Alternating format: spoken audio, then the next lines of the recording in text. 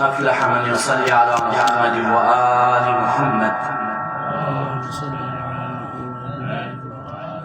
الثانية: غفر الله لكم ذنوبكم.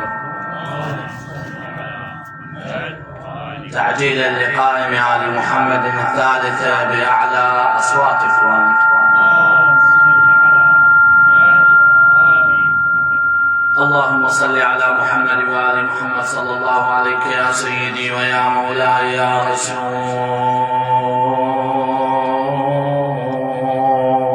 الله. صلى الله عليك يا سيدي ويا مولاي وعلى أهل بيتك المظلومين المعصومين. صلى الله عليك يا مولاي وابن مولاي يا أبا عبد الله يا غريب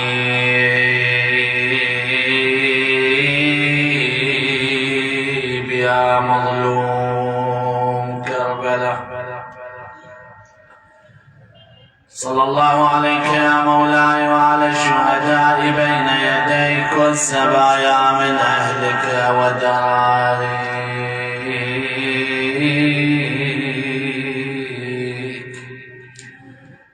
فاز من اعتصم بحبلكما من من لجأ إلى حسنكم. يا ليتنا كنا معكم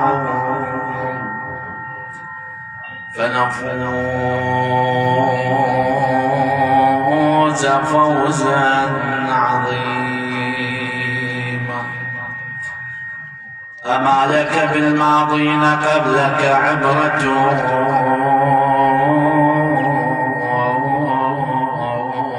بأنك خلف الذاهبين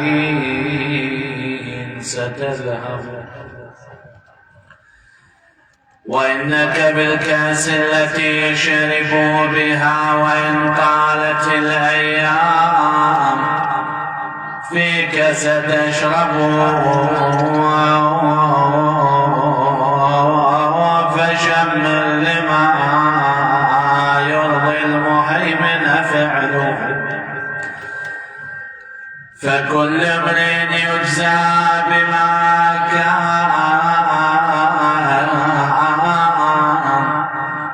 يكسب.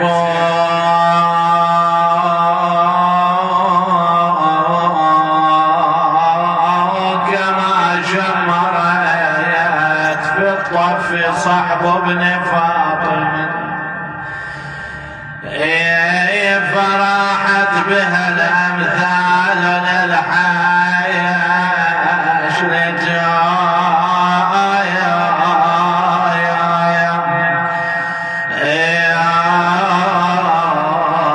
ضربوا سطايت ورح الحجاب تطحن شوسها ووجه الضحى من نقعها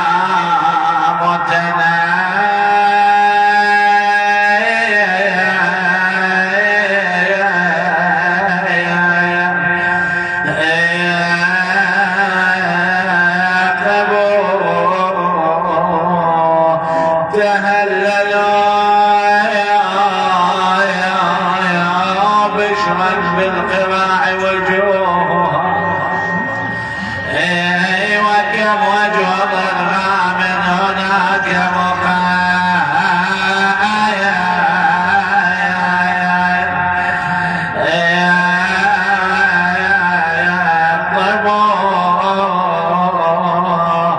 إلى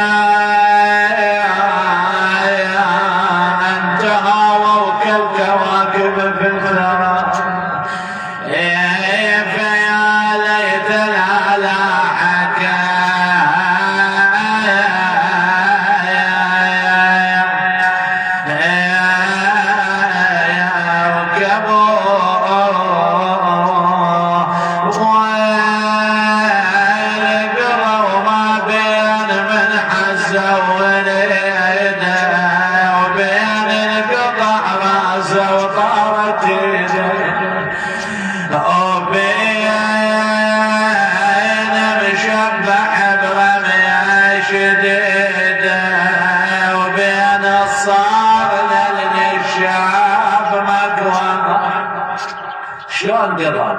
صوري وصورة الشاعر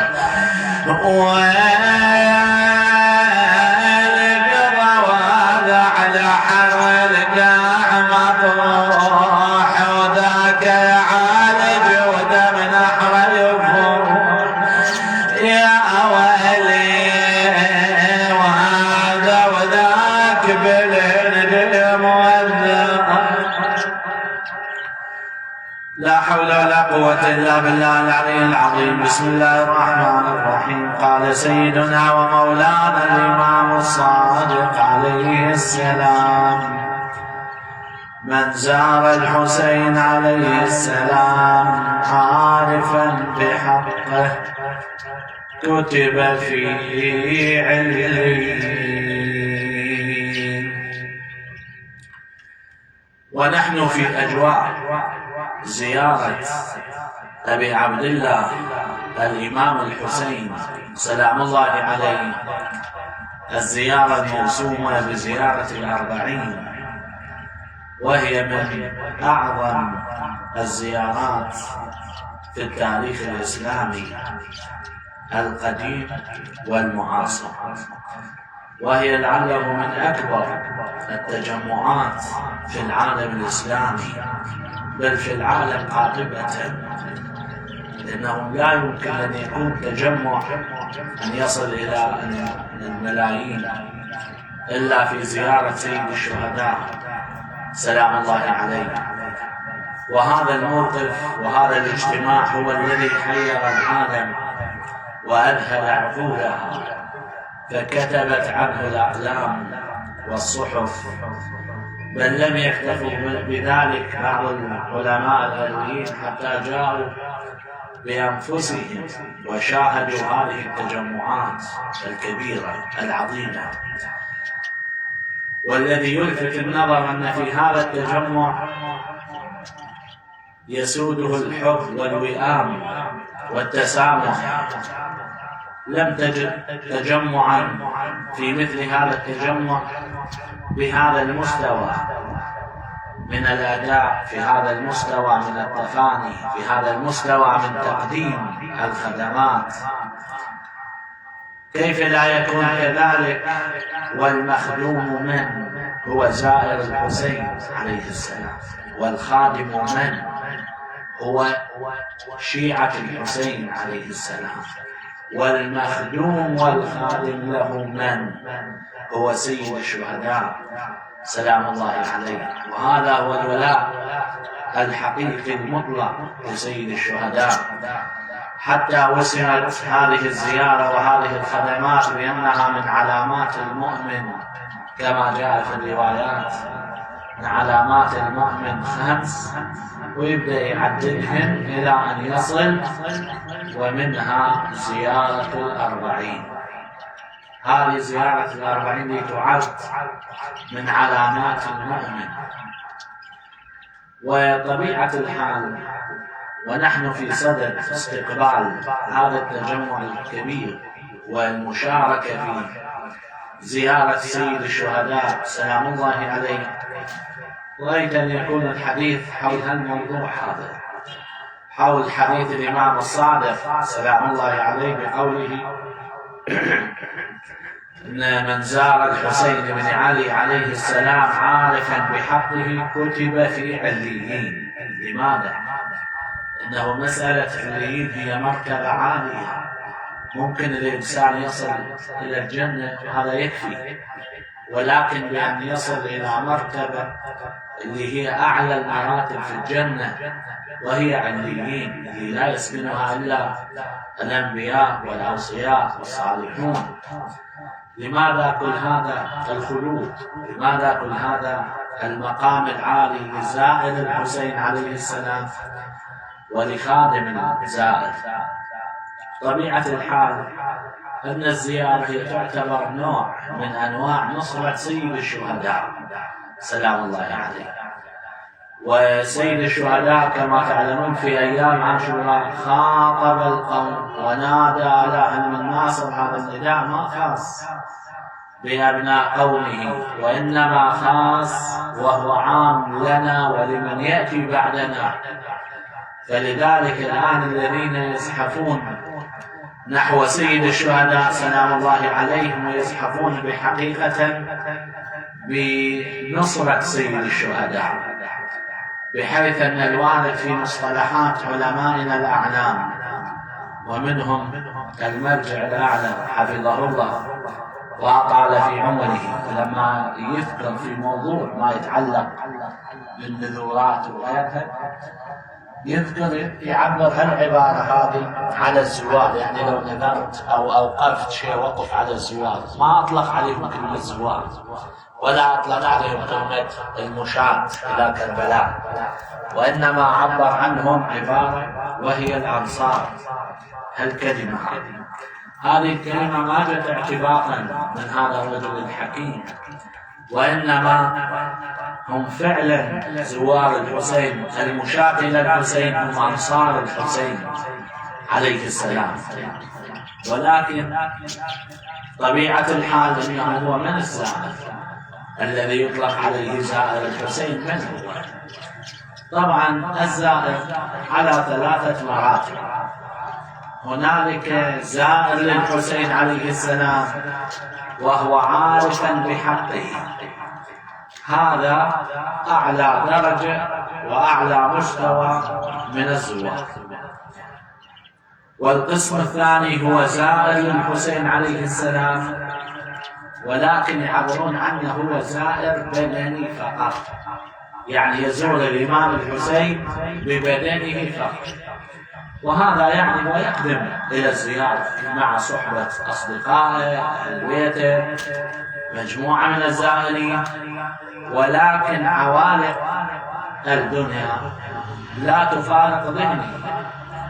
والمقصود من ذلك أنه هدفه لا فقط الزيارة، ما جاء للزيارة، وإنما خلت الديرة بوجهه، أصدقاء مشوا، إخوان مشوا، وأقارب مشوا، وحتى أيضا يصور ويمشوا معه على أنه أنا في الزيارة. فهو بعد الإنسان ويعرف نفسه هل معنى هذا، ومن يوصل كربلاء ممكن ما يدخل إلى الحرم الطاهر وينظر إلى فلان وإلى فلان وإلى تلك المجموعة وإلى تلك الزائرات وغيرها. هذا النوع هذا يسمى زائر بدني. طبعا هذا الزائر ما راح إلى ذاك الثواب اللي ممكن، نعم وقد يكون الله عز وجل هذا طريق هداية، ولكن ما إلى الثواب اللي يزور الأول. ثم النوع الثالث من الزائر هو نعبر عنه الزائر الميت، هذا الذي جاء ولا يعرف لمن جاء ولماذا جاء، وأيضا لا يقيم العبادات، لا صلاة لا صوم، صارت الناس مشت وطلع مع الناس. هذا النوع طبعا هذا بعيد كل البعد أن يكون زائرا لسيد الشهداء، لكن مع هذا تلحق النوعين من الزائرين الأول الثاني والثالث مسألة واحدة وهي تنفعهم، هي مسألة تكفير الصلاة. لأن مسألة تكفير الصلاة في واقعة عاشوراء إلها ندركها العقائدي المهم. يعني مثلا الآن هالجموع المليونية هي تعتبر أمام مرأى ومنظر العالم، بحيث يعرفون سيد الشهداء عليه السلام وأهمية من خلالها، فلذلك ينال الإنسان الثواب إذا كان كثر الثواب.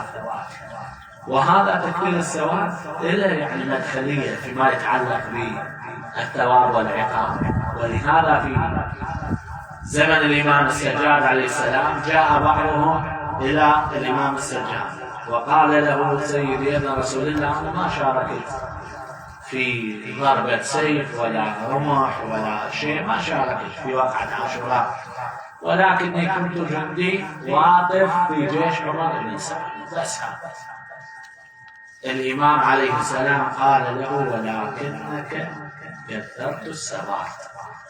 والإمام ما قال له غفر الله لك، ما قال له مثلا الله يعفو عنك، وإنما عبر العبارة قال ولكنك كثرت الثواب على أبي الحسين عليه السلام، وعليه معناه أنت مؤاخذ يوم القيامة ومعاقب يوم القيامة. ولهذا فمسألة تكبير الصلاة على أنه الزائر حتى لو ما يكون بالدرجة الأولى راح يكون في الدرجة الثانية في الدرجة الثالثة، فإلى أيضا ثواب منها الناحية. لكن نحن نطمع أن يكون الزائر هو ينال الدرجة العالية، وهو أن يكون كما قال الإمام الصادق عليه السلام: إن من زار جدي الحسين عليه السلام عارفا بحقه كتبه الله في عليين. سئل الراوي: إلى سيدي روحي فداك، ماذا يعني عارفا بحقه؟ شنو يعني؟ هل هذه مسألة مهمة أن الدجور وأكتب في عليين؟ ماذا يعني؟ كيف أحصل هذه المرتبة؟ قال: عارفا بحقه يعني تزوره وأنت عارف به إمام معصوم مفترض الطاعة شهيد. هذا بمعنى تزوره باعتقاد هو الإمام المعصوم وهو خليفة رسول الله صلى الله عليه وآله، ومن هنا يصير الإنسان بأعلامه. ولهذا يعني مثلا لو فرضنا كثير جاي يزور سيد الشهداء، بعضهم يزوره من طرف آخر اللي هم مو على المذهب الشيعي، بعضهم يزورون مسيحيين، بعضهم طوائف أخرى تزور الإمام عليه السلام، أمثال دول اللي يجون من الهند وغيرهم مقتضى الحرم بالزوار اللي هم من خارج المذهب الشيعي الأصيل. دولة لهم شيء وما لهم شيء، لهم ثواب وما لهم ثواب. المدار على ذلك هي معرفة الحق. يعني مثلا لما تجي مجموعة من غير المذهب الشيعي وتزور سيد الشهداء، هل يكتبون في عليين أو لا؟ الجواب هو أن هؤلاء ما لا يعتقدون بالحسين عليه السلام. إذا كانوا يعتقدون بأنه إمام مفترض الطاعة، نعم، وهذه الزيارة عين الزيارة اللي يكون عارفا بحق. أما إذا لا، هو يزور سيد الشهداء ويعتقد يزيد هو إمام الحق، هذا كيف يحشر مع في عليين وكيف يحشر مع سيد الشهداء عليه السلام؟ فلذلك الزيارة مع آدابها مع أركان الحق تكون كاملة الشرائط وجديرة بأن يحشر الإنسان يوم القيامة في عليين. هذا بشرطها وشروطها طبعا، مع الصلاة إنسان مؤمنا مصليا ما يأخذ حقوق الآخرين، ولا كل هذه الأمور عوائق تمنع من هذا التوفيق. ولهذا ينبغي أن يكون الزائر أيضا يجي وبشوق لسيد الشهداء عليه السلام، لا يكون نظرا يمينا وشمالا، والله أنا رايح الكربلاء لأجل إنه أكو شيء هم أشتري منها حوائج وشغلات. بعض الأحيان يدمج مع الزيارة بعض الأمور الدنيوية، هاي طبعا تقلل من الأجر والثواب، شيء طبيعي. ولهذا يقولون العلامة المجلسي في البحار ينقل قصة جدا لطيفة فيما يتعلق بالشوق لسيد الشهداء عليه السلام. ينقل أنه كان شخص من محبي الإمام الحسين، وكان علاقته بزيارة الحسين عليه السلام تعبير الراوي اللي ينقلها العلامة يقول علاقة حب وشوق، فما كان يتأخر عن زيارة سيد الشهداء إلى أن كبر وتعب فترك الزيارة فترة، لكن مع كبر سنه كان يتشوق للزيارة إلى أن تحامل يوم من الأيام على نفسه وذهب لزيارة سيد الشهداء عليه السلام. زار الإمام الحسين، ثم بعد ذلك وصل رجل وكبير ومتعب فنام قليلا، فلما نام رأى سيد الشهداء سلام الله عليه وهو يقول له: يا فلان كنت زائرا لنا، لماذا جفوتنا؟ قال له: سيدي أنا لم أجفوكم، وإنما أنا تعبت ويعني سني كبر ولا أستطيع أن آتي دائما. ثم قال له: سيدي أبا عبد الله لدي سؤال وأنا أسمعه من الرواة، يعني تنقل لنا الروايات تنقل أن الحسين عليه السلام يوم القيامة يستنقذ شيعته من العذاب. أصحيح ما ورد عنكم في هذه الرواية؟ قال الإمام عليه السلام: بلى والله، بل أكثر من هذا، نحن نزور زائرنا، بل أكثر من هذا نستنقذه حتى لو كان في النار. وهذه من أهم الكرامات، انتبه لها، انتبه هذا الزائر. لاحظ إذا من هنا نفهم أن الزيارة سلام الله عليه زيارة الإمام الحسين موجبة بأن يكون الإنسان يوم القيامة في مأمن. وهذه مسألة قد تصير، يعني مسألة الرؤى يعني مع الخلص مع الصالحين تحصل. ولهذا يوم من الأيام قرأت في بعض كتبنا مصادرنا كان أحد علماء الأعلام في كربلاء المقدسة، هذا العالم الجليل، تعرف العلماء عندهم مباحث وكتب، فما اقتنع 100% بحديث سيد الشهداء عليه السلام اللي يقول به: إني لا أعلم أصحابا خير من أصحابي. أكو إلى كلمة شكل أطلقها للأنصار، يقول أنا لا مقتنع بها. وكيف الحسين عليه السلام يقول لا أعلم أصحابا أوفى من أصحابي؟ يعني إحنا مو شيعة، إحنا ما نوفي؟ أليس تقطع بعض الأحيان أيدينا وأرقابنا؟ والشاهد التاريخ يشهد حتى من زماننا المعاصر بعض الزوار ما كانوا يدفنون في مقابر جماعية، فهذا مشهور للتاريخ يعني. لذلك دعوة كبيرة على الأنصار أن الحسين عليه السلام يقول لهم: لا أعلم أصحاب أوفى من أصحابي. فكان عنده شك، تردد فيه، مناقشة فيه. فيوم من الأيام رأى أبو عبد الله عليه السلام في الرؤيا وكأنه في واقع عاشوراء، وهو كان حاط صيحة وحال حال الأنصار. فبهاللحظات صارت وقت الصلاة، صلاة الظهر تنقل لنا بالنقل. فكلفه سيد الشهداء قال: أنت تقف أمامي لصد السيوف والسهام. فوقف أمام الحسين عليه السلام. يقول بهالأثناء جاء سهم، فأنا بغير إرادة دنك عن السهم أصاب الإمام الحسين. ثم يقول أنا تندمت شلون أترك السهم يصير شهداء. ثم بعد ذلك جاء سهم آخر أيضا لا إراديا وخرج عنه، وإلى أن صارت 3 سهام. يقول أنا خجلت جدا، التفتت إلى سيد الشهداء وإذا بي التفت إلي قال لي: يا شيخ فلان، لا أعلم أصحابا أوفى من أصحابي. إذن هاي معناها لا تشكك في هذه المسألة. وفعلا ترك هذا البحث والحديث وأخذ ممن يعتقد هذا الحديث. فإذا هناك روايات تتحدث عن هذه المسألة ومقامات سيد الشهداء سلام الله عليه.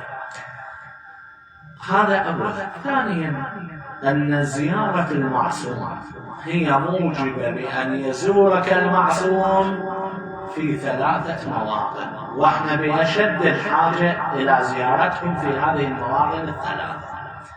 وقد قال الإمام الرضا عليه السلام: من زارني زرته في 3 مواطن، أولها عند الصراط. وإحنا بأشد حاجة أن يكون يزورنا المعصوم عند الصراط. هذا الصراط اللي هو عبارة عن 7 عقبات كما ورد في أوصافه، وعقبات ال7 كل عقبة يعني كل عقبة منه هو 1000 عام، يعني مسيرته 1000 عام. وعليه خلال هذه العقبات اللي تمر به ممكن الإنسان يقع مشكلة عظيمة. فلذلك أشد الحاجة الإنسان أن يزوره المعصوم على الصراط. يقول زرته، هنا يزور الإمام عند الصراط واستنقاذه من هذه العقبات.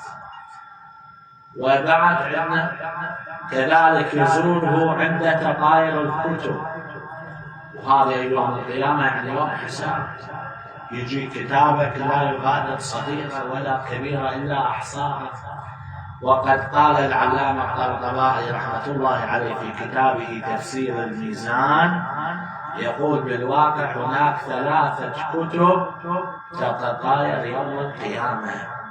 الكتاب الأول فيه أعمال الخلق جميعا، والكتاب الثاني فيه أعمال المسلمين خاصة، والكتاب الثالث فيه أعمال الفرد خاصة، كل شخص يجي كتابه بيمينه. فهنا ما أحوج الإنسان أن يزور المعصوم في هذه الشدة، وهي تطاير الكتب وفيها ما فيها من الذنوب المكتوبة ومن المواقف ومن الحقوق اللي قد تكون بعض الأحيان ما ندركها، لأن هي مسألة الحق. مو بالضرورة أنت تعلم أنه هذا عنده فلوس أو عنده حق لك وأخذته، بعض الأحيان يكون حق خفي لا تعلمه.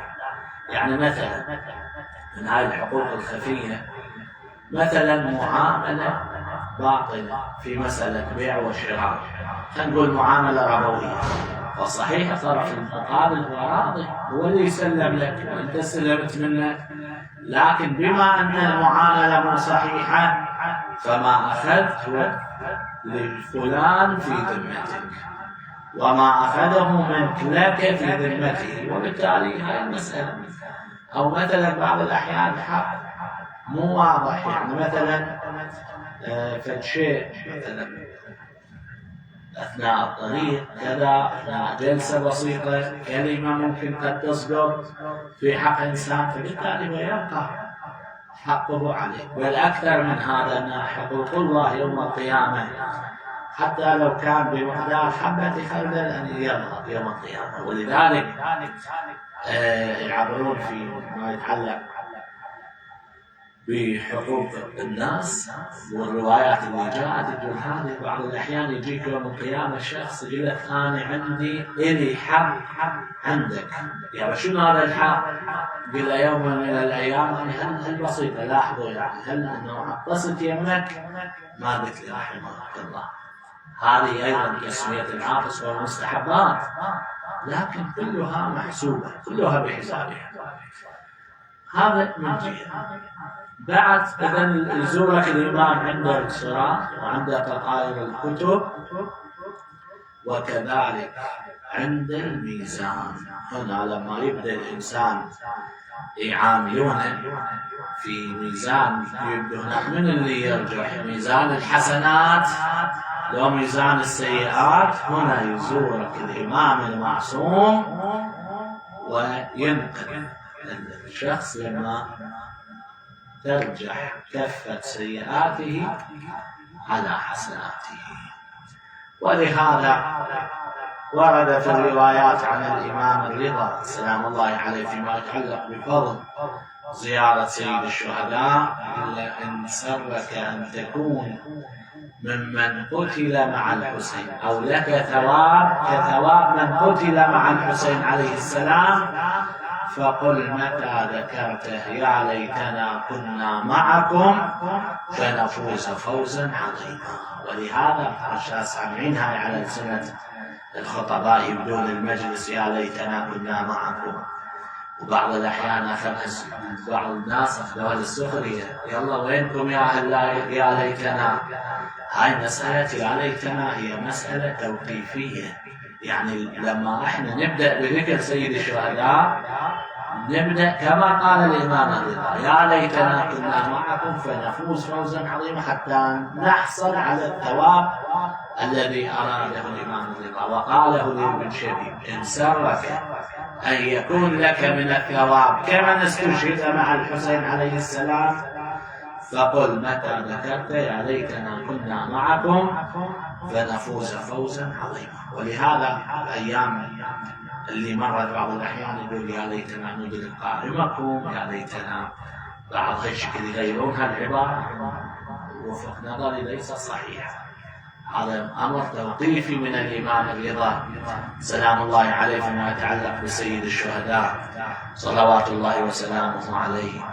وإن لزيارة الحسين عليه السلام مصدر مهم، وأن لعل البعض يعتبر ولو ما إلى أهبة على الشخص أنه بس أبناء العامة يعتبرون عن زيارة الحسين عليه السلام مشيا على الأقدام، ولكن دليل زيارة الأربعين هو هذا الحديث اللي ذكرناه أولا أنه من علامات المؤمن، وكذلك هو يكفي يعني ما يحتاج أي دليل، أنه يكفي حضور الإمام السجاد عليه السلام من الشام إلى كربلاء هو دليل قاطع وحجارة في فم كل من يتكلم على الزيارة ويعترض على الزيارة. خلاص الإمام جاء يوم الأربعين أو لا، بإجماع العلماء يقولون جاء يوم الأربعين.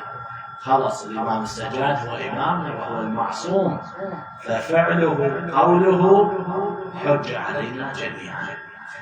وكذلك بعد عندك من الصحابي الجليل جابر الأنصاري أيضا جاء لزيارة قبر الحسين عليه السلام، وجاء بأي صورة اللي من زيارة جابر نقدر نأخذ آداب هذه الزيارة. بعبارة عطية العوفي صاحب جابر يقول جئنا لنا وجابر لزيارة قبر الحسين عليه السلام، فلما وصلنا كربلاء قال لي يا عطية خذني إلى الفرات. يقول أخذته إلى الفرات، نزل لشاطئ الفرات، اغتسل ثم اتزر بإزار وارتدى بآخر، يعني لبس شكل الإحرام زي الكفن، ثم أخرج من جيبه صرة فيها سعد. توقع شايفين نبات السعد يطلع معين لما تحفر، خصوصا بالأماكن الرملية تحفر زايد في عروقه تلقى هالشكل فيها عطر. قبل لما كنا في دورة الصبا كنا نبحث ونطلع هذا نبات السعد، فأخرج صرة فيها سعد ذكرها على بدنه، ثم يقول عطية العوفي فلم يخطو خطوة نحو الحسين إلا ذكر الله تعالى. فلما وصلنا إلى القبر قلت له يا جابر هذا قبر الحسين، وكان كثيف النظر لأنه عمره كبير جابر يعني لا يرى.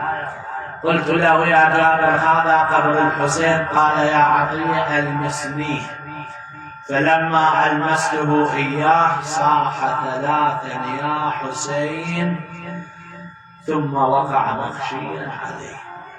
رششت عليه شيئا من الماء، لما أفاق قال حبيب لا يجيب حبيبه. وهنا روايات تنقل أن جابر والحسين كانت بينهم علاقة خاصة، حتى الأنصار لما يجي الحسين يقولون لجابر جاء حبيبك الحسين، ولما يجي جابر يقولون للحسين جاء حبيبك جابر، يعني هذه العلاقة بينهم. يقول رششت عليه شيء من الماء أفاق، لما أفاق قال حبيب لا يجيب حبيبه. وأنى لك بالجواب أبا عبد الله يوم شخبت أوداجك على أثباجك، إشارة لقطع الأوداج والأثباج بالذبح، وفرق بين رأسك وبدنك، أشهد أنك ابن خير النبيين وابن سيد المرسلين وابن حليف التقوى وسبيل الهدى، وما لك لا تكون هكذا وقد غذتك كف سيد المرسلين، وربيت في حجر المتقين، ورضعت من ثدي الإيمان، وفطمت بالإسلام. أشهد أنك حيا غير ميتا، إلا أن قلوب المؤمنين غير طيبة بفراقك، ولا شاك في حياتك، فعليك سلام الله ورضوانه. ثم جال ببصره للشهداء قال السلام عليكم أيتها الأرواح التي حلت بفناء الحسين وأناخت برحله. ثم قال لهم وأشهد أننا شاركناكم فيما أنتم فيه. عطية اعترض على جابر، قال يا جابر كيف شاركناهم ونحن لم نمر بسيف ولم نعلو جبلا ولم نهبط واديا، والقوم قد فرق بين رؤوسهم وأبنائهم وألتمت الأطفال وأرملت الأزواج. فقال له جابر: يا عطية، سمعت حبيبي رسول الله صلى الله عليه وآله يقول: من أحب قوم حشر معهم، ومن أحب عمل قوم أشرك في عملهم. ولهذا نسأل الله أن يشرك جميع زوارنا، جميع خدام سيد الشهداء مع سيد الشهداء، لأنهم يحبون عمل سيد الشهداء ويحبون سيد الشهداء. من أحب قوم حشر معهم، ومن أحب عمل قوم أشرك في عملهم. وإن نيتي ونية أصحابي على ما مضى عليه الحسين وأصحابه. هنا بهاللحظات قلت له: يا جابر، كيف نحن؟ وذاك سواد قد طلع علينا من ناحية الشام. التفت جابر إلى عبده قال: انطلق إلى ذاك السواد وأتنا بخبره، فإن كان زين العابدين فأنت حر لوجه الله، وإن كان يزيد أو ابن سعد فارجع إلينا لعلنا نلجأ إلى ملجأ. يقول العبد راح، ما أسرع من أن رجع وهو يصيح: يا جابر يا جابر، قم واستقبل حرم رسول الله، هذا زين العابدين قد جاء بعماته وأخواته. قال عطية: نظرت إلى جابر رمى عمامته وقام يمشي حافي الأقدام مكشوف الرأس حتى دنا من الإمام زين العابدين. قال الإمام: أنت جابر؟ قلت: بلى يا ابن رسول الله. الله طول الوقت الإمام ما رأى محبا حتى يشكو إليه. فلما وقع بصره على جابر قال: أنت جابر؟ قال: بلى يا ابن رسول الله. فذاك جابر قال: يا جابر، ها هنا قتلت رجالنا، وها هنا حرقت خيامنا، وها هنا ذبحت أطفالنا، ومن هنا سبيت نساؤنا.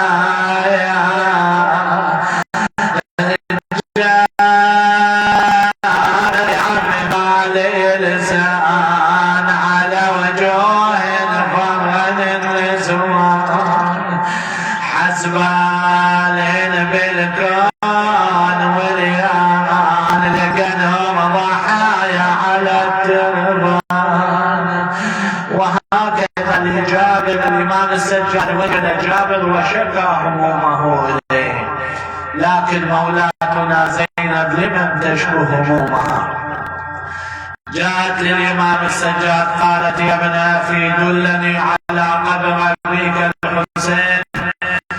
جاء الإمام عليه السلام قال: عما هذا قبر والدي. فلما نظرت إليه فتحت باعها وصاحت: أيها أخاه وحسينا، أخويا حسين لو ينكشف قبرك، خويا لشم اللحد وتمدد بكترك، شبيد ردت عمري دون عمرك، وانت اللي تجفني يا الحسين. وهكذا توزعت بنات رسول الله على قبور الشهداء. أقبلت ليلى علي الأكبر، جلست عند قبر ولدها علي الأكبر. تقول له: يا ابني، يا دفك القبر بيدي، وانظر لعد حالة وليد. أنا عزيز علي وهلال عيني، فقد الولد يبس وليدي. وأقبلت رمل أم القاسم القاسم جلست عند قبر ولدها إذ قلنا يا ابني يا ابن القبر صمت بي وبك أرجك ألف وبك وصل. الله شو تريد أم القاسم؟ إذ قلنا يا وبك أرجك ألف وبك وصل يا قبر قاسم عينك عليه يا قبر قاسم عينك عليه ما يحمل مني وخاف تعدي. بعد صورة وجاءت غباب وعبد الله رضيع جلست عند قبر ولدها. وين هو قبر ولدها؟ عند صدر الحسين، لدفن الإمام السجاد الرضيع عند صدر أبي عبد الله. هنا جلست الغباب إذ قلنا يا ابني بجاه أبوك بجاه جده يا ابني ما تفك لتراب لوحدك يا ابني ما تفك لباب لحدك أريد أحط حد على خدك يا ويلي يا ويلك فتنام الليل وحده. بعد هذا الفصل وأسأل الدعاء قامت بنات رسول الله من قبور الشهداء وتوجهنا إلى نهر العلقم إلى أبو الفضل العباس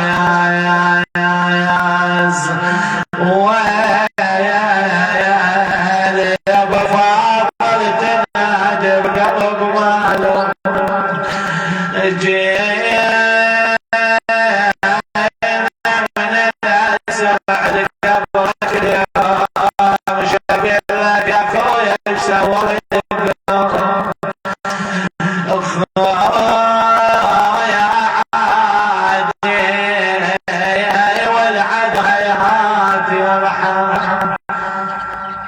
إنا لله وإنا إليه راجعون. بسم الله الرحمن الرحيم. أمن يجيب المضطر إذا دعاه ويكشف السوء أمن يجيب المضطر إذا دعاه ويكشف السوء أمن يجيب المضطر إذا دعاه ويكشف السوء. اللهم اغفر للحاضرين احفظهم فردا فردا يسر امورهم شافي مرضاهم واقضي حوائجهم وارحم امواتهم. تقبل الله اعمالنا واعمالكم باحسن القبول الى امواتنا وامواتكم ومن مات على الايمان لا سيما ارواح اموات الحاضرين ولا سيما الى المخصوص من اجتمعنا لاجله. اللهم ارحمهم برحمتك الواسعه. اللهم اللهم احشرهم عن محمد وعن محمد. اللهم ان كان محسنا فزد في احسانه وان كان مسيئا فتجاوز عن سيئاته واحشرهم على الطاهرين المعصومين بحق محمد وعلى اله الى روح